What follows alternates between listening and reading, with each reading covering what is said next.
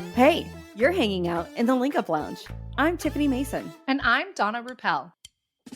Around here, we believe success isn't just about what you know, it's about who you link up with. This is your lounge for turning one link into endless opportunities. Donna, it blows my mind that the two of us have over 30 years of combined networking experience. I know! We've built businesses, expanded networks, and created unstoppable momentum, all through the power of strategic connections. AKA networking. And now we're here to guide you to do the same, starting today. So let's dive in, connect, and start making moves you didn't even know were possible. Welcome back to the Link Up Lounge. I'm Tiffany Mason of Virtual You, the boutique podcast management agency, and I'm here with my co-host, Donna Ruppel, your Nocatee real estate expert. This is your lounge for turning one link into endless opportunities. And today we are talking to everyone who has ever said, I hate networking. Honestly, a lot more people feel that way than you might think. That might actually not surprise you. It depends on how you feel about it. But because Right? if networking feels forced, awkward, performative, or fake, you're definitely not alone. Today, we want to completely reframe what networking can actually look like, especially for people who value genuine connection and authenticity like Donna and I. A lot of people think networking means like walking into a room, sounding impressive, right? Handing out business cards and somehow, quote, working the room. A lot of people also feel like it's their opportunity to sell themselves. And that feels exhausting or fake. And honestly, we get it. And most people aren't necessarily bad at networking. They're bad at pretending. The pressure to perform is what makes networking feel uncomfortable. But relationship building, that's something completely different. I love relationship building. Yeah, for sure. I mean, that's really the core. That's the core of networking. That's the success of networking, right? So that's kind of the core of this episode. Networking is not a performance skill. It's a relationship skill. So if you're here looking for improv tips and techniques, not the podcast for you. Right? Okay, so yeah, one of the biggest mindset shifts is really realizing that you don't need to meet everyone in the room, right? When people walk into networking events thinking like, I need to talk to as many people as possible and give my business, this is a big one, give my business card to as many people as possible, their nervous system immediately goes into overdrive and they're not themselves and they're not actually coming across like they care about a relationship. Have you ever had that sensation though, where you walk in the room and you unfortunately do start with that and it creates like this adrenaline rush? So then when you start talking to people, like I know me, I'm talking too fast. I'm talking about myself, like all the things I know about networking, like fly out the window and I just start annoying myself. Right? And you can feel when that energy is like someone's just like in rapid fire introducing themselves to just everyone. It feels very salesy, transactional, instead of like, hey, I want to get to know you. I want to really learn about what you do and maybe is there a connection for us? But when you focus on just one meaningful conversation, like go into a networking event thinking, I'm going to connect with one new person, everything changes. You relax. You, I think, interact more like yourself. So you're listening better. You become more present. You know, it's just more about creating a relationship far past this one event. Well, I think also if you go into it thinking like, okay, quality over quantity, like I want to actually make a connection with someone who could refer business to me, who we could collaborate together, who maybe knows somebody I need to make a connection with. So I think that that's more important if you can keep that front and center of your mind. And honestly, people do not remember the person who collected the most business cards. I've never left a networking event thinking, wow, that lady in the red suit, she has networking nailed. She has networking nailed.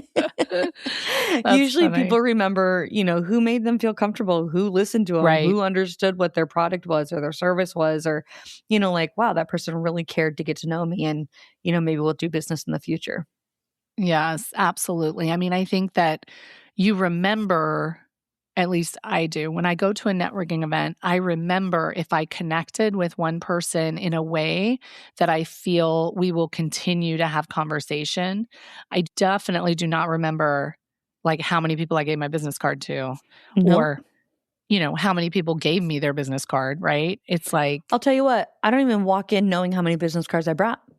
right. Yeah, exactly. I do notice sometimes when somebody comes up and introduces themselves really quick and immediately hands me a business card, and then they don't really care to have a conversation and they flit about the room. And then I do kind of notice, oh, they're that person. They're trying to hand out their business card to everybody in this room. And I'm like, oh, that's too bad, because you're really missing the point of what this could be. Yeah, you don't want to be that person. No. Okay, so another reason that networking feels fake for some of us is because people think that they need a perfectly polished elevator pitch. Now, in episode 2, we talked about the power statement, and the power statement is kind of like your jumping off point. That's if you really only have a couple of minutes, but also know how you can kind of expand off of that elevator pitch to put a little meat into the conversation to grab the other person's attention so that that conversation leads somewhere. Yeah. And, usually you don't want to sound overly rehearsed either. You want to sound like conversational. So, I can only imagine like sitting in front of the mirror, like, I help small business owners with their podcasts. Like, right? That would come out really polished. Right? When it sounds overly rehearsed, the conversation definitely is going to stay at that surface level, because now I'm feeling like, oh, this person I think they must be really nervous Yeah. because, like this is a very formal introduction. Um, yeah. And so it can either feel like, oh, they're really nervous, or it can come across feeling like they're really pitching me instead of trying to connect with me. And that immediately kind of turns me off, because I'm like, oof, I don't want to be sold to. I just want to build Mhm. a relationship. Yeah. Yeah. Well, speaking of these conversations, one thing that can help the conversation, if you are the type of person to kind of get nervous before the networking event, or maybe you're not nervous walking in, but the minute you have to like say your elevator pitch and then expand, you kind of get nervous. So there is something called the Ford method: family, occupation, recreation, and dreams. Yeah, those categories naturally help conversations flow without feeling forced. If you've taken any kind of sales training, Ford method is like what they talk about as far as connecting to people and getting them to open up beyond whatever transaction or whatever business relationship you're in. And so those are things that people typically fairly easily want to talk about, right? Like if somebody Hmm. asks about my family, that's easy, right? If somebody asks about your occupation, that should be easy. Recreation, dreams, back when my kids were younger and people would be like, what are your hobbies? What do you do in your free time? I remember just literally thinking, what free time? What Yeah. hobbies? Yeah. Like that just didn't exist. And now that all of my kids are out of the house, and I have a freshman in college, it's like now I'm going, wait, we're at the age where we get to pick a hobby. We get to have a hobby now. What's our hobby going to be? So, depending on the, age and stage you are in life, think about those questions. Recreation may not be the question if it's, young parents or whatever, but occupation, family, those are easy, easy conversation starters. Well, and I think that those questions create like emotional engagement instead of like that surface level, I don't know, I don't really Yeah, care about the answer questions. right. The other thing I think that happens when you ask anything from the Ford method, which again, family, occupation, recreation, or dreams, you get to find a common ground. So if Hmm. you have kids and they don't have kids, okay, that's not a match. Okay, you're a garbage man and I'm a lawyer. Okay, that's not a match. Okay, but oh gosh, we both love golf. And have you been on this course? Have you been on that course? What kind of clubs do you like? When do what tournaments are you really interested in? You've found a point where you can connect. And again, we've said it a million times. You do business with people you know, like, and trust. And so when you Yes. guys can find a common ground, that makes the conversation flow so much easier. You can be who you are and really dig into some of those things that you have in common. Yeah. Yeah. And instead of like defaulting to that question of, so what do you do? I like expanding that immediately instead and being like, what are you building right now? Or what are you working on right now in your business? And curiosity really lowers anxiety because it gets you out of your own head and it gets you more focused on listening to what their response is. And, that's really going to help them actually feel like you care and you're curious and you're listening. Right? Like, take the focus off of me. I don't know what to say. I don't know my elevator pitches. You talk. Right? What about you? Tell me Right? about you. Tell me about you. Yeah, totally. And then the other person will get talking, and then your anxiety level will definitely start to come down because the spotlight Yeah. isn't shining brightly on you at this moment. It's on them. And so that really can help relieve some of that anxiety. I also think people assume there's only one, quote, right way to network, usually the loudest, most extroverted version. But I definitely think you should check out our episode 38. It was like, who wins in networking today? And we actually interviewed somebody that is, well, we called her in to interview because she was an introvert, but really she told us and taught us all about ambiverts, I think. Is that the right word? Ambiverts. Ambiverts. Okay. Yeah. But that whole episode really is about you don't have to be the most extroverted. You don't have to be the most outgoing person in the room to be successful at networking. There's a lot of very successful people that network and build a very established network that are introverts, ambiverts, all the other verts. And so check out that episode if you're not really an extrovert and you're feeling like networking isn't for you because you don't like it, because you're not an extrovert. So check that episode out. Yeah, it's simply not true. You don't have to be the loudest one in the room. Some people thrive in those big rooms, and others connect best one-to-one. Some people are better online first and in person second. So, just find what you're comfortable with, what works for you, and just start to lean into that. Yeah, if you keep forcing yourself into networking environments that drain you or that don't put you in the best scenario, then you'll think networking itself is the problem when really it's just the format. Speaking of like just the format, this is a loose correlation. There's the show The Office. Everybody knows The Office, I think. Yeah. Most yeah, people. yeah, yeah. Okay, the general public. My husband loves this show. It's on all the time. If my husband is in the room, I enjoy that show immensely. If I turn it on by myself, I don't enjoy it at all. Yeah. So it's kind of the same thing. Like, maybe you don't like coffee, but you really like coffee after dessert at a fine restaurant. It's like sometimes I like it's the that. setting. Yeah, sign me up for that. Yeah, fine restaurant. Yeah, coffee after dessert. I'm game. Okay. And yeah. Okay, that's Donna's format for having a good dessert. Okay. Maybe she doesn't care about dessert normally, but at a fine restaurant, she does. So it's kind of the same thing, just finding that thing that makes you comfortable. That's when you enjoy it the most. Find your style, because maybe your best networking actually happens over coffee with that dessert instead of cocktails. Maybe it's a smaller community that works better for you than the giant events. I know Donna and I have expressed we really personally enjoy our smaller group every Thursday morning. So I think that's the key. Just know who you are, know what you enjoy, and know where you can get a return on the investment of your time. Yeah, absolutely. I mean, the goal is not to network like everyone else or even like your bestie or like your boss or whatever. The goal is to network in a way that allows you to show up naturally, build relationships, and show up consistently. Yeah, it makes me think of podcasters. People are like, isn't there already a podcast about that? There might be a podcast about that, but there's not a podcast about that the way that you do it. And, people meet you, Donna, and they're like, okay, I know a million realtors, but do they know a realtor who's an expert in Nocatee? Do they know a realtor who, can read the contracts in a elevated manner with your background? I mean, there's just different things that make us unique. So it's important just to remember that you're not like everybody else. Everybody else isn't like you, and you network in your own way. So lean into that. I know I said lean into that twice, but lean into it, people. Really lean hard. Yeah. Like you haven't had a V8. Do you remember the old V8 commercials? Yeah. Oh my gosh, from 100 years ago, right? Yeah. Confidence doesn't always look loud. Sometimes confidence can be calm, grounded, curious, fully engaged. It can be over coffee. I mean, I do like a one-on-one coffee with people because Me too. I feel like you can do a deeper dive into who they are, what their family's like. Do they have, now that my kids are all out of the house, my big connection point is dogs, right? I'm a huge dog Mm. lover. So I love talking about people's dogs, all their little personalities.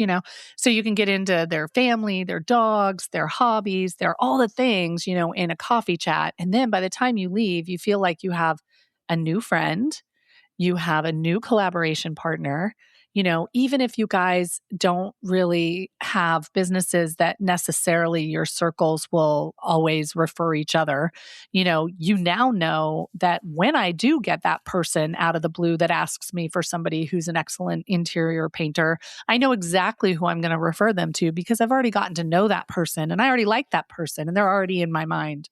So, a lot of that networking is all about being top of mind. And we say that a lot, but really, when you build a relationship with somebody, you are building the opportunity to be the first one they think about in your industry. And that's saying something as a realtor. If I can be the Yeah. first realtor you think of, I've really done my job. Yeah, well, it also gives you an opportunity to check out a new coffee shop or check out a new drink. Yes. That's when I like to experiment a Yes. little bit. But the best networkers, they're the ones who make others feel safe, seen, and genuinely heard. I say it all the time, but the Maya Angelou quote, people may not remember what you did and what you said, but they remember the way you made them feel. Yeah. So, find your lane, stay in it, and make some authentic connections. Yeah. I mean, if networking has felt uncomfortable for you, it doesn't mean you're bad at it. That's the number one thing you need to remember Mhm. because so many people go, I hate networking. I'm bad at it. No, you may just need a different approach. I mean, Mhm. I will say, like, my broker recently asked me, how many of your latest deals have you gotten through networking? Oh, because I brought up that we had a big networking event happening. And she was like, "Oh, yeah, you really seem to network a lot." I was like, "Yeah, I like it." And she was Kind like, of the name of the game "Really?" in business, isn't it? Right? She's like, "Really? You like it?" I'm like, "I do. Yeah." And then she was like, "Well, how many referrals have you really got from networking out of your transactions last year?" And I said, "Actually, all of them." She was like, "What?" I'm like, "Yeah. All of them came from some sort of networking connection, either a Yeah. direct connection or somebody within my network that I've met at some point in time referred me to somebody else." And yeah, I was like, literally 100% of my leads for all my transactions that happened last year came from networking. So I'm a big fan. She was like, "Oh, wow." And in my mind, I was like, I mean, you're a broker at a real estate office. You really should be encouraging people to network. But there are so many people that don't network because they either don't find value in it or they don't feel comfortable doing it. So, Well, I also think, like, if you've been a realtor for a hot minute, you probably feel like you've been in every quote unquote in every room. But honestly, if you keep going back, there's always new faces.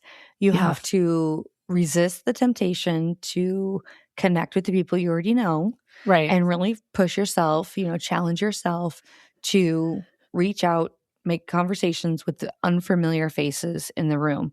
And, if that's a struggle, if you are feeling like I don't love networking or whatever, I would say reach out to someone like Donna in your sphere that like just genuinely likes networking and maybe just go kind of shadow them to a certain extent.